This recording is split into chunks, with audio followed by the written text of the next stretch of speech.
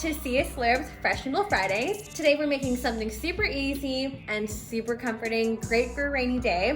We'll be making pork and pickled mustard green noodle soup. I picked up the wrong cut of pork. I got pork ribs instead. Don't worry about it. It's still totally doable, still super yummy, but I would highly suggest getting something that is boneless, but it still tastes great. So let's go ahead and get started.